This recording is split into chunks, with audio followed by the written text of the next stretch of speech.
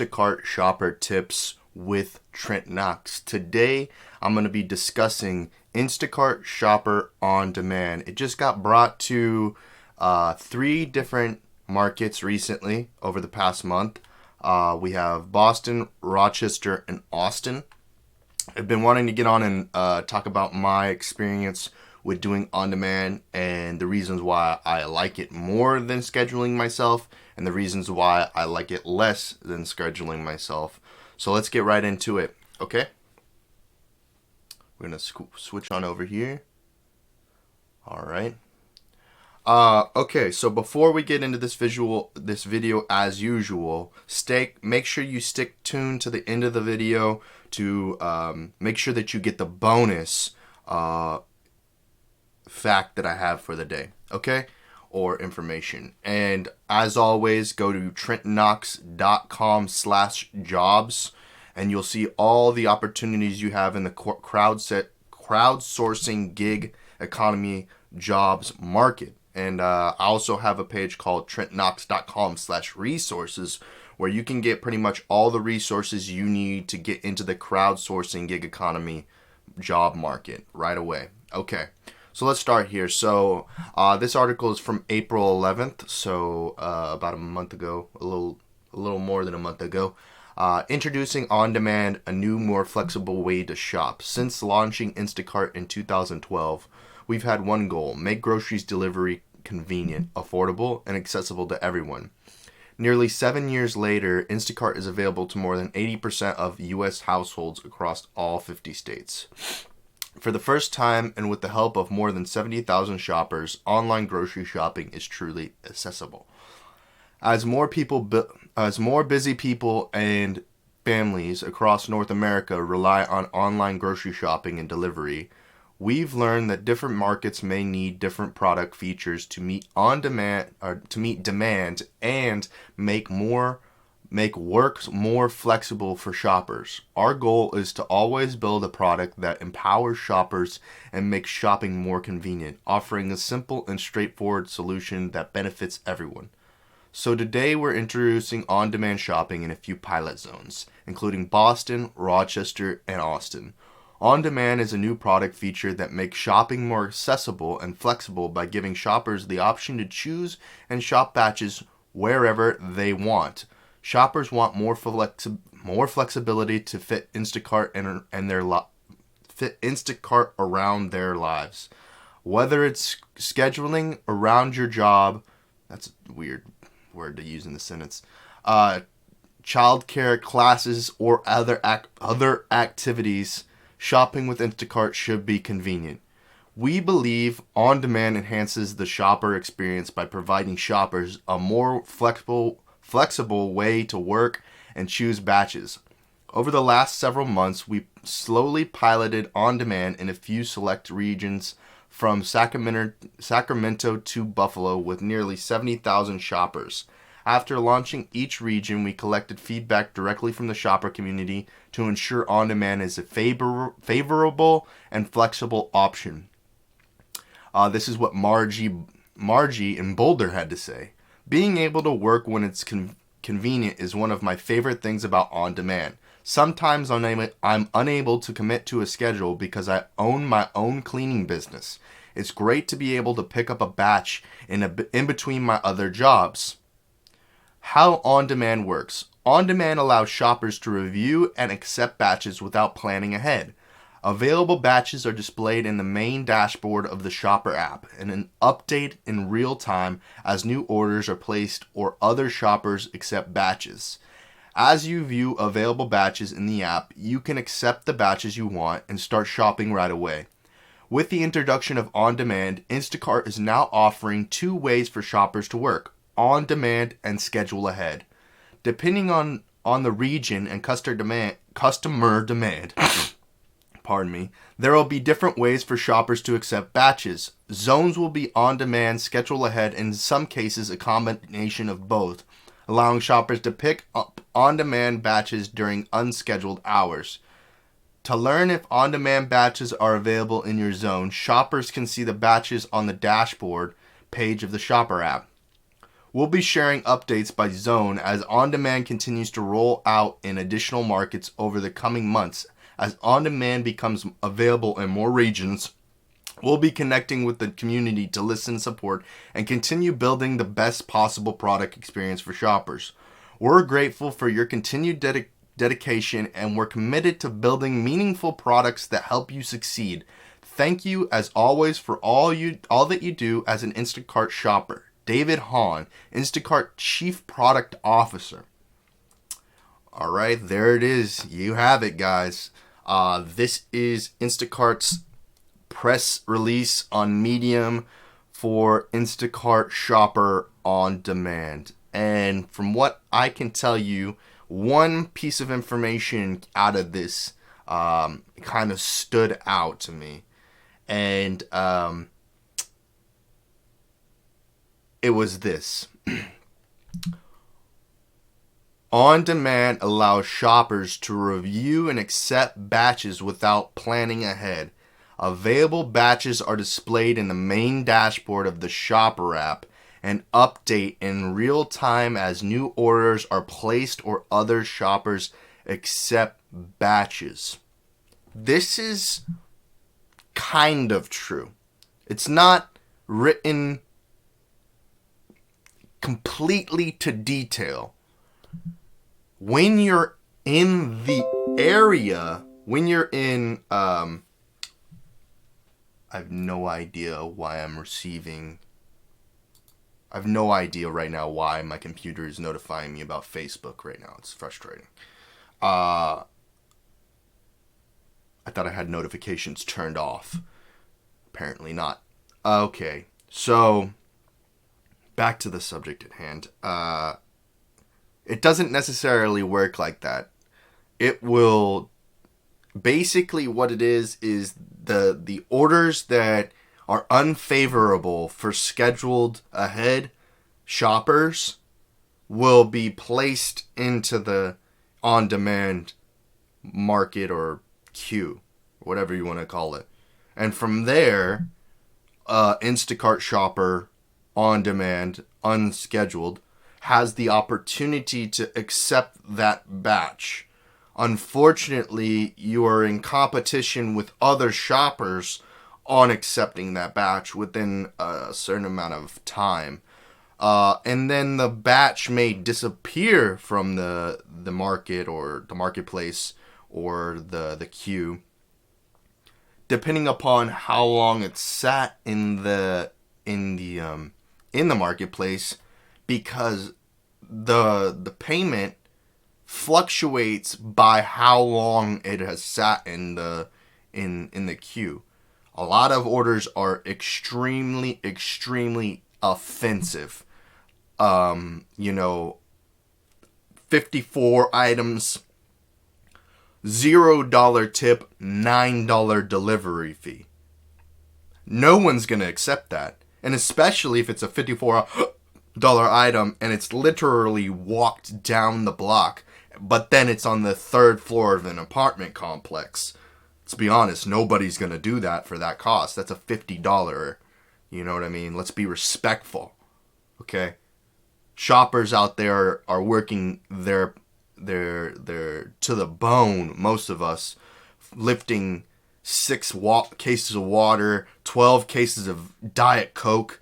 It's just sometimes there needs to be a little bit of respect out there from the customer. I'm a customer. I buy things online. I use crowdsourcing gig apps to deliver my products, from Walmart to H-E-B to Amazon. I use a lot of different apps in order to provide me with a service, and I expect that to be high quality service. And if that is high quality service, then that gets paid out with a sizable tip.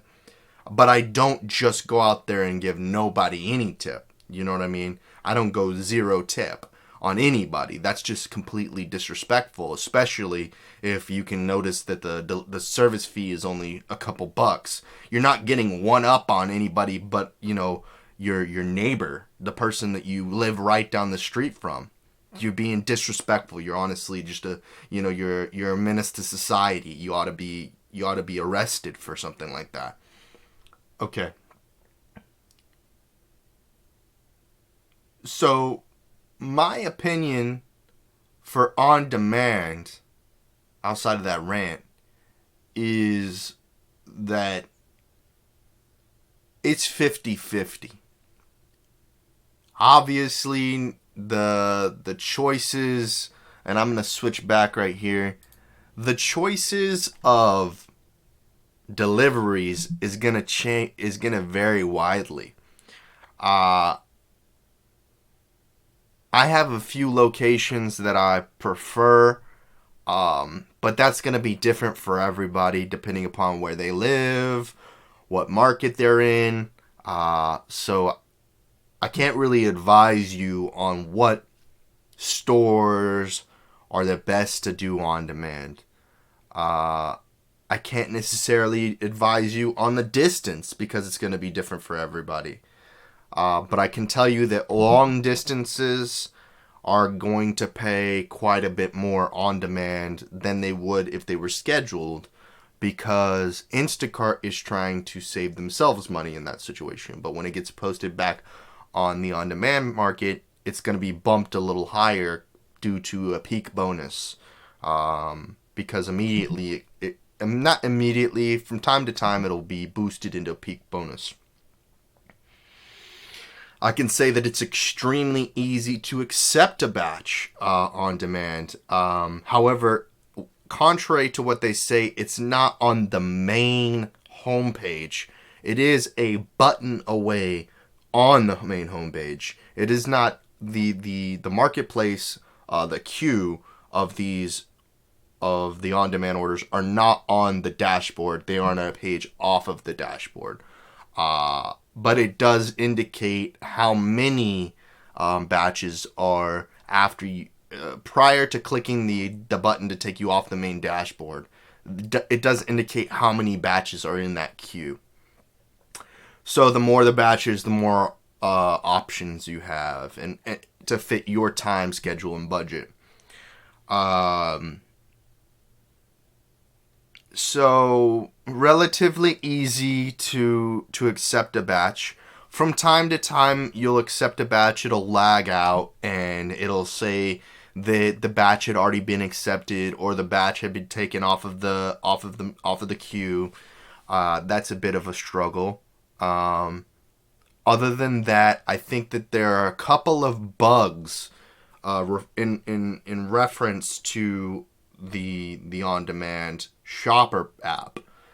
It doesn't behave the same way post acceptance, and then post completion as well.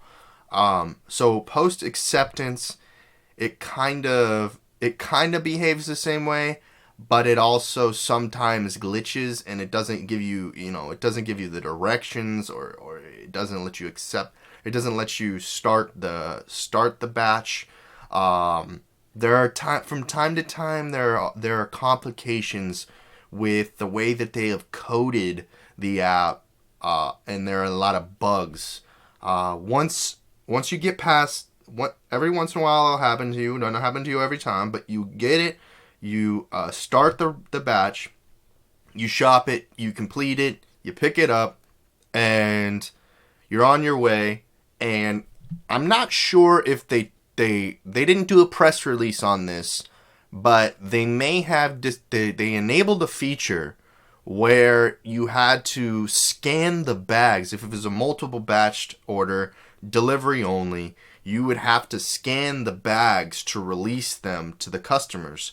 Well, the issue with that is that for some reason, some development, whoever was in development of that feature forgot to enable the camera feature for scanning the bags. So when you clicked scan the bags, it did nothing. You would click the button and it wouldn't scan the bags. So you'd be on the phone for every single order, calling in saying, "Hey, the camera feature isn't working. Can you proceed me forward? I have dropped off the bags.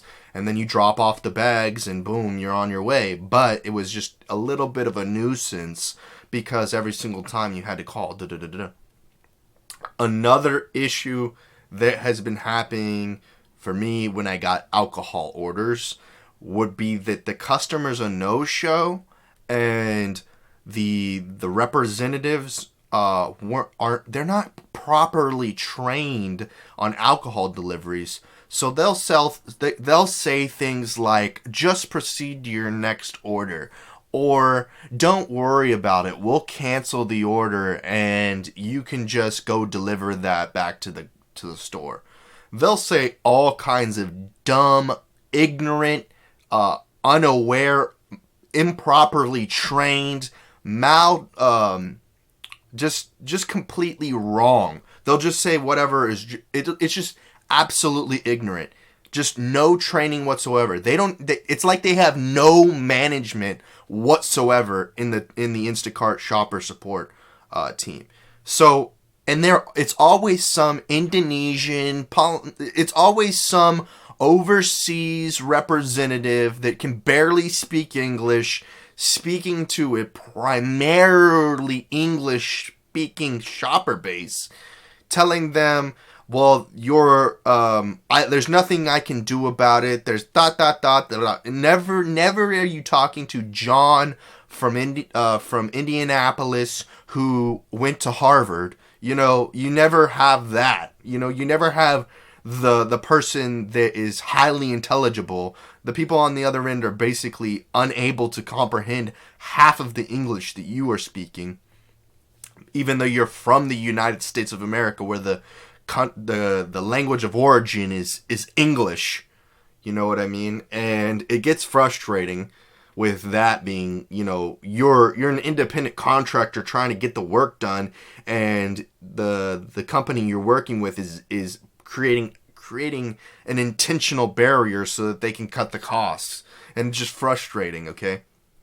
That, and then, let's say they make a mistake, they cancel the batch. You're stuck in like a catch-22 where you can either, hold on to the stuff, depending upon what kind of order it is, hold on to the stuff until you can go return it later, taking up a large amount of space in your vehicle, or you're forced to go return it for $15 or $10, wasting time, money, and resources. There needs to be a better way of resolving these issues. The way that it's currently resolved doesn't work. And plus, you're foot with the liability of the alcohol at that point, or liability of the groceries.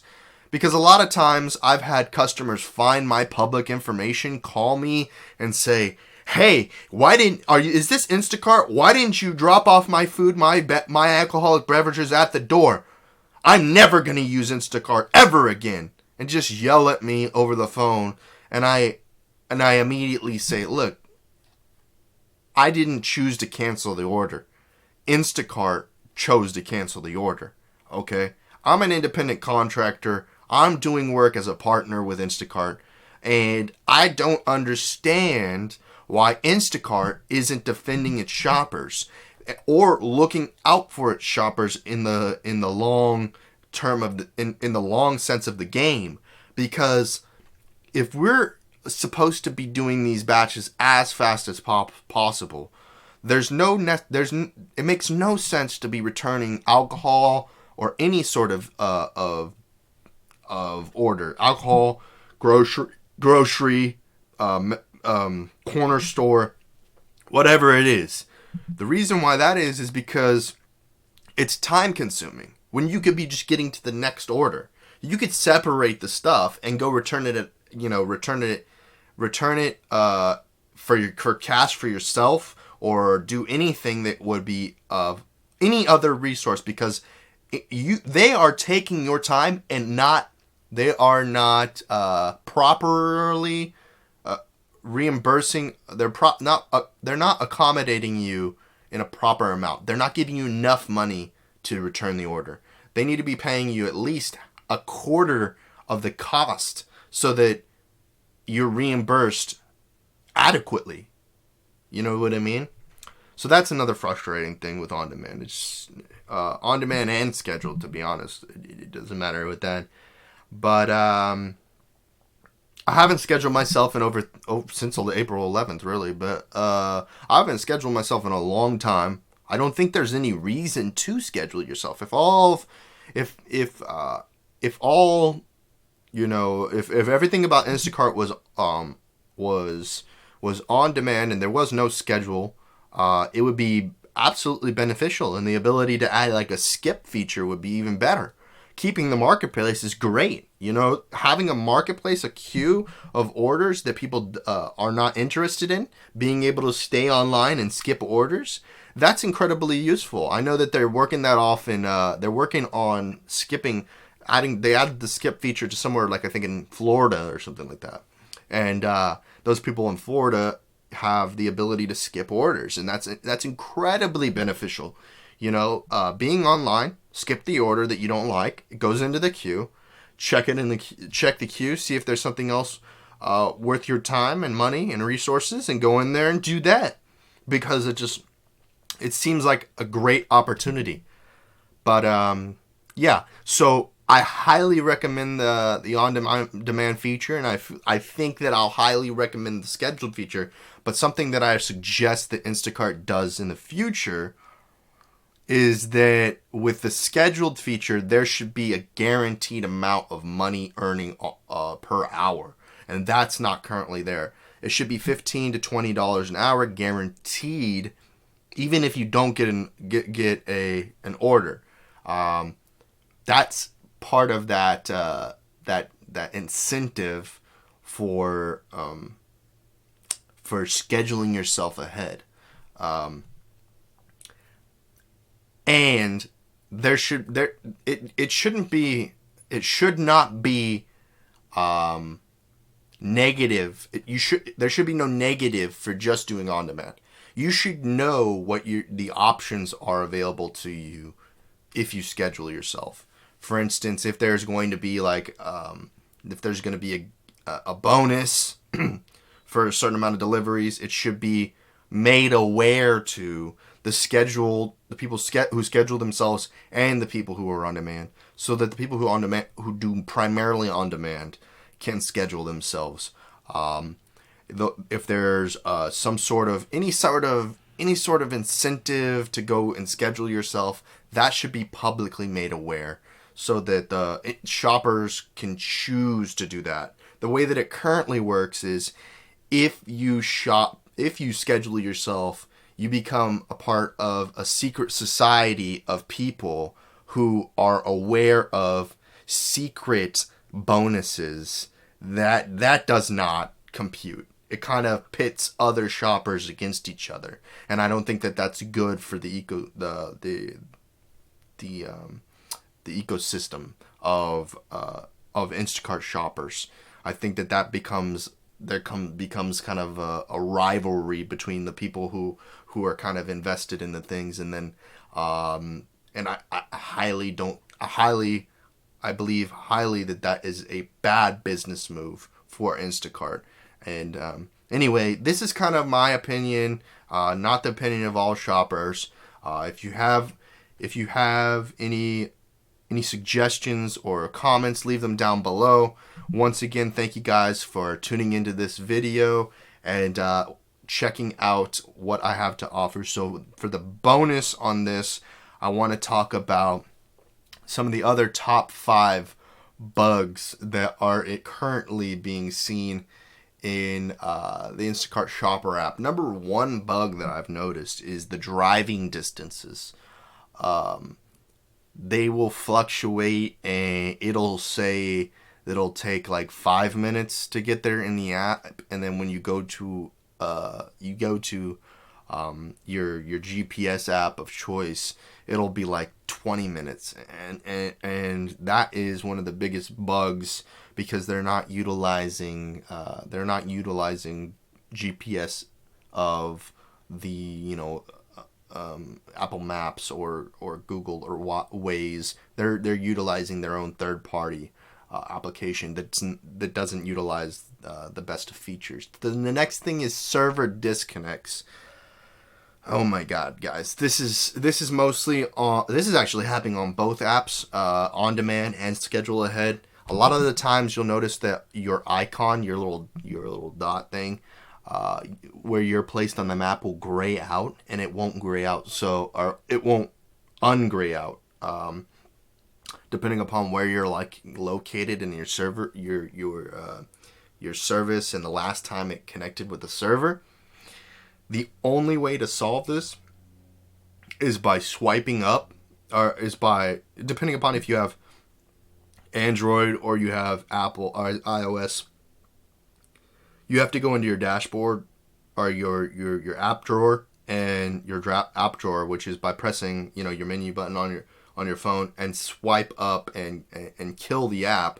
On iOS, you double click the home button and you swipe up on the app, so it kills it. Those are the two things. Server disconnects happen all the time, and if your app disconnects from the server, you won't receive batches. You're disconnected. There's no way for them to send you any batches. So you're stuck. And you can't do anything about it unless you do what I just told you, or completely uninstall the app and reinstall it. But that's not worth your time. Or restart your phone. Or putting it in airplane mode may work, but it doesn't always work. Okay. Wrong PLU. This happens all the time. Okay. The items as they're entered into the Instacart application don't always